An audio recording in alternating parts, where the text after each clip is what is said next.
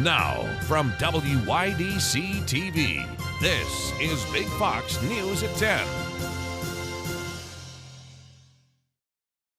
The fight to roll back restrictions continues in the New York Assembly. Some Republican lawmakers are taking aim at the food mandate for bars and restaurants. Matt Kleindinst is in Corning and tells us why those legislators want that mandate removed. Good evening, Scott. Senate Republicans argued that eliminating this mandate will allow bars and restaurants to get back on the road to recovery. Over the past several weeks, capacity guidelines were rolled back for bars and restaurants throughout New York State. However, Governor Cuomo's food mandate from last July still stands. Under this rule, bars and restaurants cannot serve alcohol to customers unless they order food along with it. Now, Senate Republicans are planning on introducing a measure to eliminate that. In a statement, Senator Tom O'Mara argues that the mandate was arbitrary and had no scientific backing to helping reduce the spread of the virus. He says the mandate led to unnecessary confusion to bar and restaurant owners. O'Mara also wants the state to strike down mandatory curfews for bars. Last month, I spoke with Eric Oakley of Oaks Sports Bar in Corning, who argued at the time that mandates were a difficult burden. Limited capacity, food mandate, all that stuff. It's tough anyway. We're losing 2 hours, 3 hours of the night of service, really puts a hurting on the bottom line. Matt Kleindinst, Big Fox, WYDC in Corning. The U.S. is one step closer to having another COVID-19 vaccine, while some countries are suspending use of yet another vaccine. Here's COVID-19 specialist Amanda Decker with the details. Several European countries have suspended use of AstraZeneca's COVID-19 vaccine after numerous reports from patients suffering from adverse reactions. Now, officials in those countries say they will not suspend the shots altogether, but they will no longer administer shots that came from certain batches after concerns from patients over blood clots. AstraZeneca has fired back, denying the claims, and many countries have in fact decided to continue using it. AstraZeneca's COVID-19 vaccine has not been approved by U.S. regulators, but another company could be just a few weeks away from becoming the fourth drug maker to provide the U.S. with a COVID-19 vaccine, and this one may be more effective than others in certain situations. Novavax released results of its third phase human trial, which showed this vaccine was 96% effective in preventing mild, moderate, or severe infections and 86% effective against the UK variant, which is now becoming widespread in the US. Overall, that gives Novavax an 89.7% efficacy rate. Right now, the shot is being put through another round of testing against the South African variant because that strain of COVID-19 may lessen the effectiveness of some other vaccines on the market. Now, Novavax is currently in talks with both the U.S. and the U.K. with the potential goal of seeking U.S. regulatory approval from the FDA in about 6 weeks. Now, the Novavax COVID-19 vaccine is 2 shots, just like Pfizer and Moderna. They are given 21 days apart. I'm COVID-19 specialist Amanda Decker reporting. In Pittsburgh, mass teacher vaccinations got underway this week at Heinz Field. And as Aaron Martin tells us, that's exactly what many teachers have been waiting for. Shots are going into arms, helping kids move one step closer to getting back inside the classroom. I feel lighter, and trusting God more. Today, vaccinations began for educators and support staff throughout Western Pennsylvania.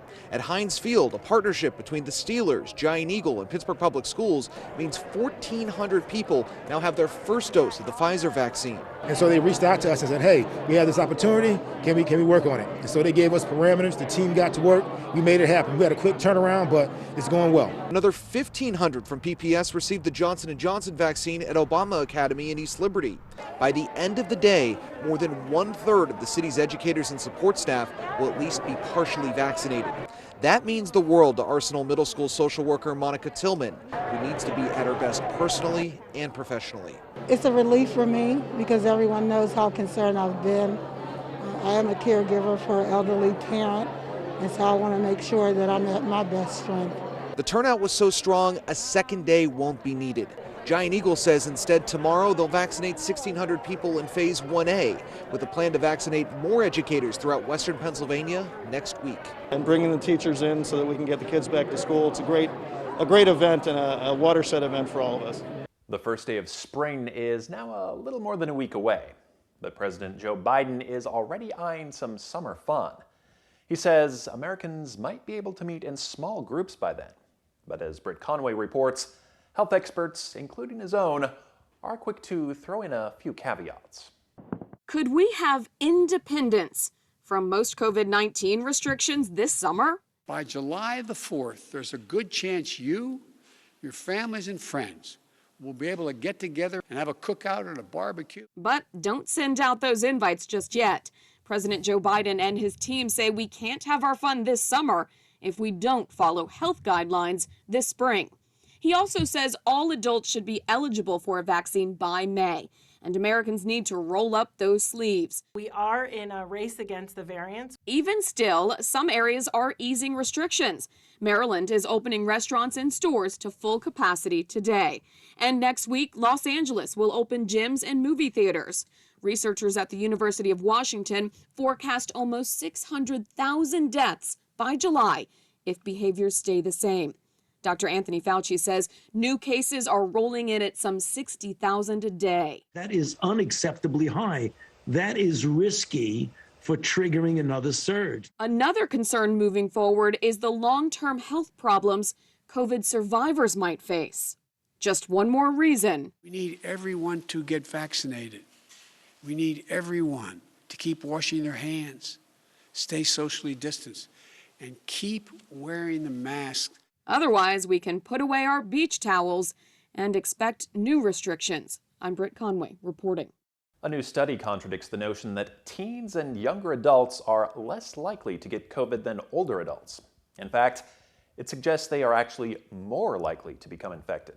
Researchers looked at infection rates in Utah, Florida, Kansas, Missouri, South Dakota, and Texas. Those aged 15 to 24 years old reported a higher frequency of COVID-19 infection than adults 65 and over in each state. In fact, in Florida and Utah, they were twice as likely to become infected. The researchers believe one potential reason the results contradict conventional wisdom is because they looked at data from last summer when restrictions were relaxed and COVID was surging. New York Governor Andrew Cuomo is facing an impeachment inquiry. This comes as a new report says some employees were contacted after an ex-aide accused Cuomo of sexual harassment. Brian Yanis has more. New York Governor Andrew Cuomo facing growing pressure to resign. State lawmakers now launching an impeachment investigation against the governor. The investigation will focus on recent sexual misconduct allegations and the nursing home scandal. A judiciary committee will have the power to interview witnesses and subpoena documents. These allegations are taking away from the work at hand, and I think he should step aside while the investigation continues. More than 100 state lawmakers are pushing for Cuomo's resignation or impeachment in the wake of multiple sexual misconduct allegations. The most egregious claim against Governor Cuomo coming this week. The Times-Union of Albany reporting a female aide to Cuomo alleges he aggressively groped her in the governor's residence late last year. An attorney for Cuomo says the state has reported the allegation to the Albany Police Department after the woman refused to press charges herself. As these allegations increase in number, it is going to be harder for him to just flatly deny it and to hope it goes away. This comes as the Wall Street Journal reports that after Cuomo's first accuser, Lindsey Boylan, stepped forward, quote, the governor's office called at least 6 former employees either to find out if they had heard from the accuser or to glean information about her in conversations that some said they saw as attempts to intimidate them. The New York Attorney General's office says that the state assembly's impeachment investigation will not interfere with their own independent investigation into Cuomo's alleged misconduct. In Brooklyn, New York, Brian Yanis, Fox News. The Justice Department expects to file criminal charges against at least 100 more people accused of taking part in the insurrection in D.C. 320 people already face criminal charges stemming from the January 6th attack on the Capitol. And in court documents, the Department of Justice says it expects to file charges against at least 100 more. The documents say, quote, the investigation and prosecution of the Capitol attack will likely be one of the largest in American history, both in terms of the number of defendants prosecuted and the nature and volume of the evidence. Construction to the Lake Street Bridge in Elmira is set to resume next week. Contractors will work to install a new bridge deck, repair the steel girders, and install a new landscape that stretches across the bridge. When finished, the bridge will accommodate pedestrians and bike riders. That project is scheduled to be finished in October. This statue of the late Justice Ruth Bader Ginsburg was unveiled in New York today. The event coincided with Women's History Month and what would have been Ginsburg's 88th birthday. It was also declared Justice Ginsburg Day in Brooklyn, her place of birth. Ginsburg played a role in creating the statue, giving final approval to the artists before her death. She passed away in September after serving on the Supreme Court for 27 years. Still ahead tonight, cases of coronavirus variants believed to be more contagious have now been identified in just about every state. Now, a top health official is saying there are 2 ways to combat those variants. What those strategies are, coming up. Here's your local stock market update from Big Fox.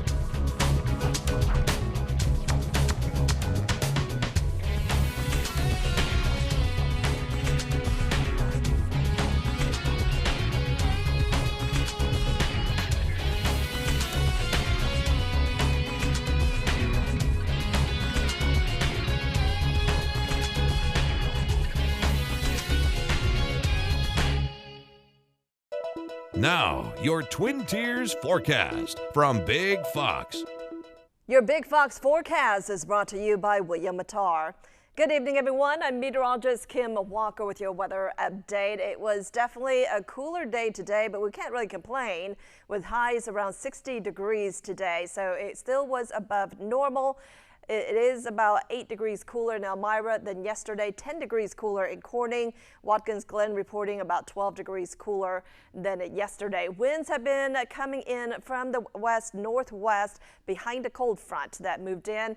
And so it is a little bit breezy out there, but these winds will continue to die down in the overnight and then pick up again tomorrow. So tomorrow's going to be windy, especially to the north.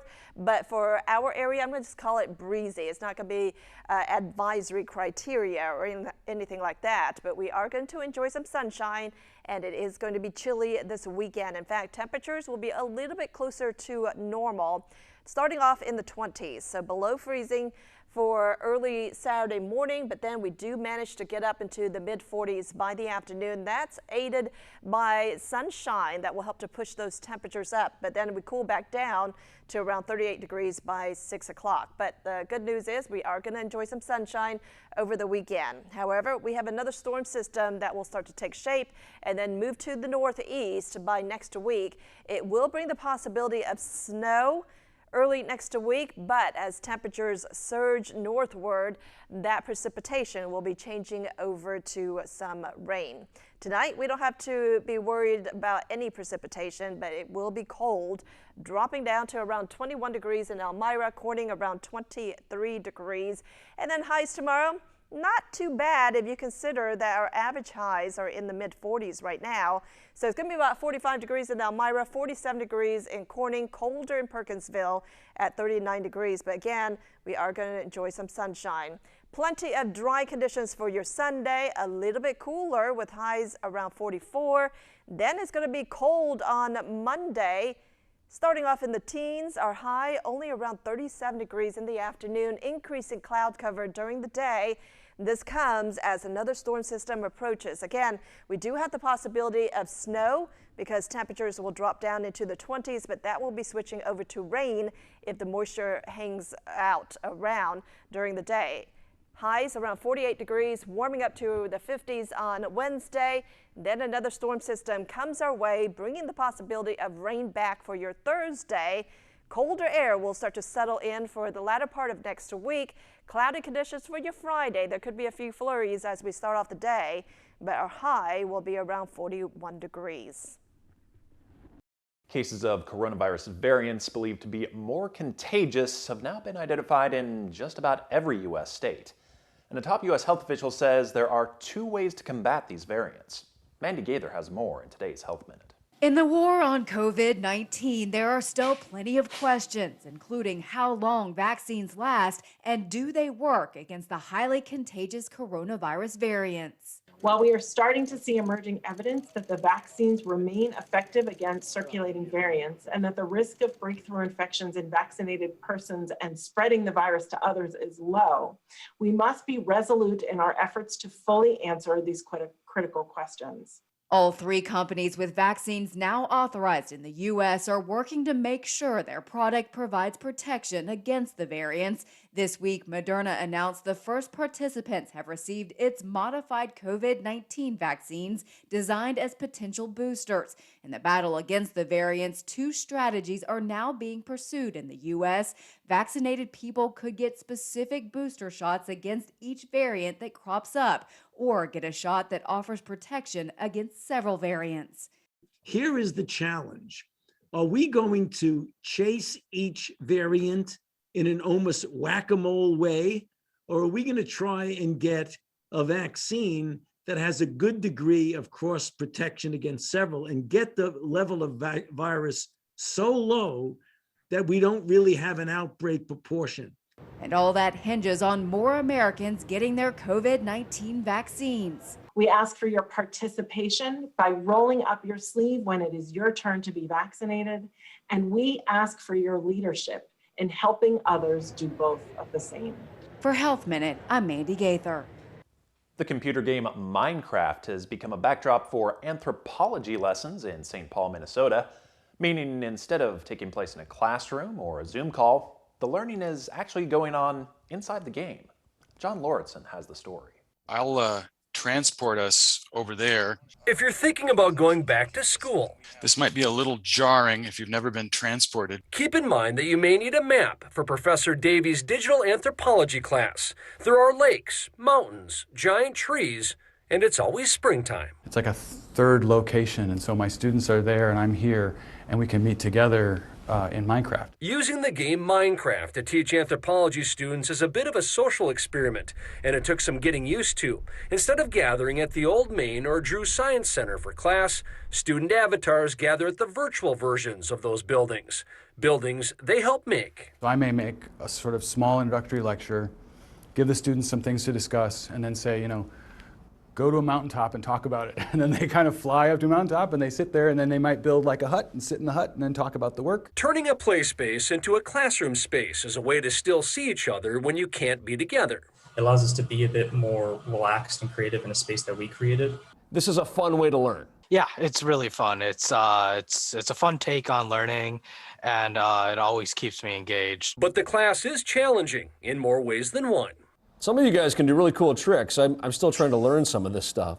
That's kind of the beauty of the Minecraft world. Like, we're not at Hamlin in a certain way. This has been so unique and such a success that when they return to campus, Minecraft will be waiting.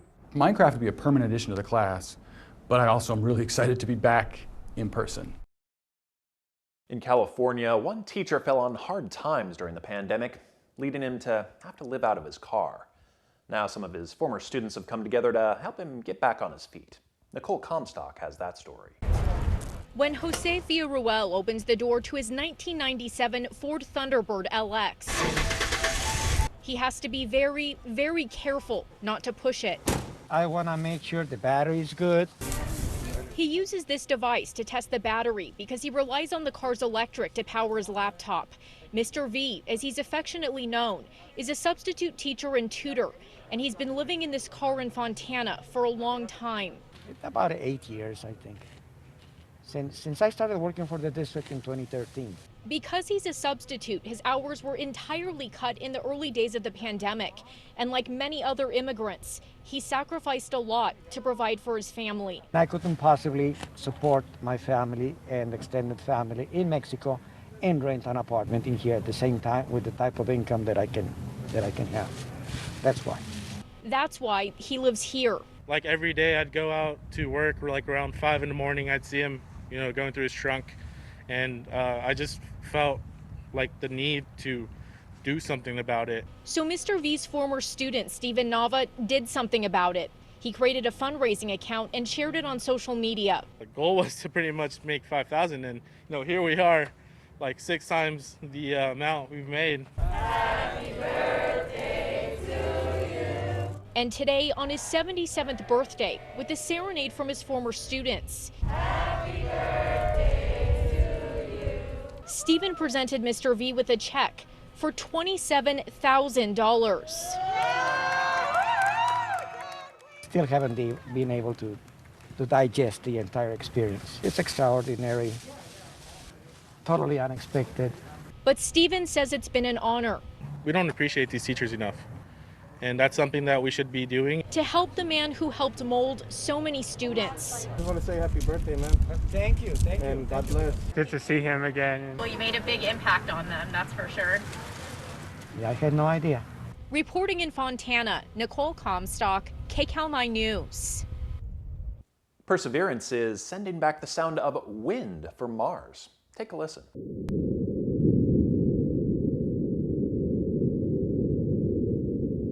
The SuperCam microphone is located at the top of the rover's mast. The recording might sound a bit muffled because the mast was still down. The rover is roaming Mars, searching for signs of ancient life. It's already sent back hundreds of photos. During its 2-year mission, Perseverance will also collect samples that will eventually be sent back to Earth for analysis. On-demand video can be a great way to kick back and unwind. Now there's a new study looking at whether interactive video streaming can actually improve the lives of zoo animals. Jeremy Roth has today's Take a Look at This. Animal researchers in Finland are using technology to improve the lives of animals in captivity. Scientists from Aalto University built a box with a monitor that played videos on demand inside a habitat for white-faced Saki monkeys at a zoo. Sort of a Netflix for monkeys, if you will. When a monkey stepped into the box, the video of the week started to play. Subjects ranged from other zoo animals to forest scenes to worms. Scientists say the monkeys appeared to recognize objects in the video clips. Some even tried to eat the digital worms on the screen. The study, published in the journal Animals, noted the monkeys engaged in less scratching when they watched the videos, a sign they were less stressed. Gives new meaning to the phrase Netflix and chill. Speaking of stress relievers, watch some senior citizens celebrate beating COVID-19 by beating COVID-19 with a stick. Residents in Virginia Beach took turns taking a literal swing at a virus-shaped piñata. It was to celebrate gaining herd immunity in their senior living community. 99% of the Westminster Canterbury on Chesapeake Bay's residents have been vaccinated. Organizers say it took only minutes for the virus to be taken down. It was filled with candy, hand sanitizer, and miniature bottles of alcohol. Residents were thrilled, with one saying, "It feels like we got our life back." For Take a Look at This, I'm Jeremy Roth. We want to leave you with a smile tonight. It was to infinity and beyond. Well, more like Little Rock and beyond, for this beloved toy. Little Hagen now has 2 new heroes to thank: a Southwest ramp agent and a mailman. You see, Hagen forgot his Buzz Lightyear toy on a plane in Dallas, but his family didn't realize that until they were already in their rental car. Enter Jason, the Southwest worker in Little Rock, who spotted the toy and made it his mission to get Buzz home. Luckily, Hagen's name was written on the toy, so he was easy to track down. Buzz Lightyear arrived home a few days later in a hand-decorated box, complete with pictures of his adventures with Southwest Airlines. Thanks so much for joining us tonight. Be safe and have a great weekend.